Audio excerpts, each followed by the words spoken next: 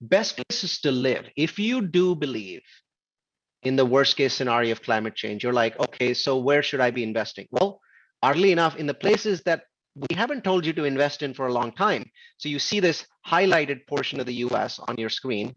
And actually, those states have the least impact in the United States. And I'll give you a different kind of chart. I want to show this to you in two different ways. And so these are typically not the hottest markets in the US. But and I'm maybe I don't want to go in for those highlighted ones, even though they have the least impact. Okay, I think that it's better to go in for places that have some impact but are doing better from a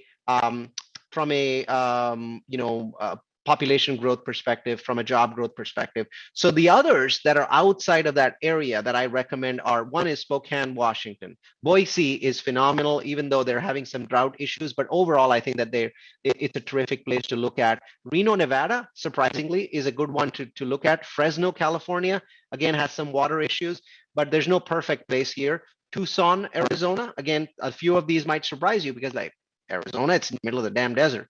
Yeah, but I look at lots of different factors. I look at availability of water. I look at, electricity generation costs. I look at, whether there's hurricanes there, how bad are the droughts? I mean, nothing's perfect, but I think that these places are going to do well. Albuquerque, New Mexico is another one that you might think of. Yeah, it's in the middle of the desert.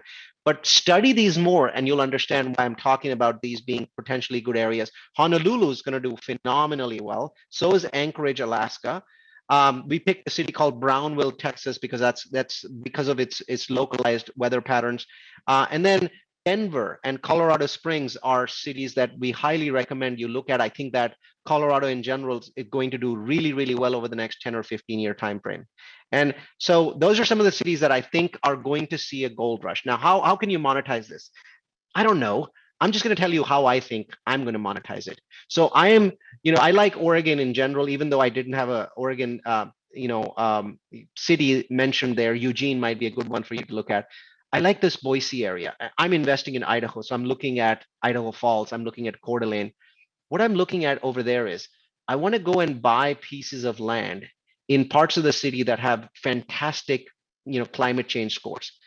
When people like BlackRock that have $7 trillion portfolios start doing this, they're going to start analyzing the US and they're going to come to the same conclusions that I'm coming to. So I want to go and basically squat on that land for a while and also be able to build on it. So maybe I eventually end up building if the rents go crazy and there's an actual gold rush, I can build, or I can just sell the land.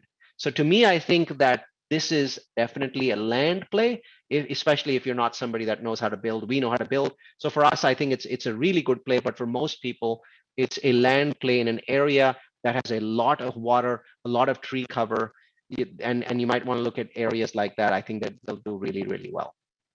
All right, here's another way of looking at it. And I on this one, I did put in something new. Do you see mosquitoes? Well, one of the things that we are not really thinking about as yet in the US, and some of you have been reading about this in Central, America, you've started seeing hordes of mosquitoes basically take over an area. Well, as the heat levels rise, the mosquitoes come with it, and that becomes a major issue. So you can see portions of the United States that are going to be affected by mosquitoes and diseases that come with them. There are already some parts of the U.S. where mosquitoes are a problem. Louisiana, for example, you see quite a bit of that. Mississippi, but you're going to see that spread over the next 10 or 15 years as the heat level rises and becomes more dry. Once again, you look at the chart and you notice the green areas. Those are the kind of the Detroit, Michigan sort of areas. Those are good areas to go to, but again, those are slow moving areas. So all along the coastline, though, you notice that those areas are kind of red because of sea level rise.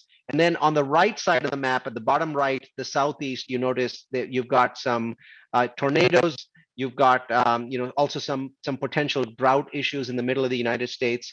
And then you've got hurricanes that you're also dealing with in Florida. And also notice the hurricanes are moving north. As time goes on, we are seeing the hurricanes move north.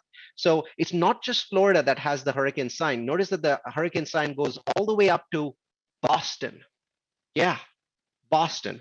We're seeing weather patterns where Boston, New York, DC, North Carolina, South Carolina could all have significant hurricane risks in the coming years. So that's our presentation.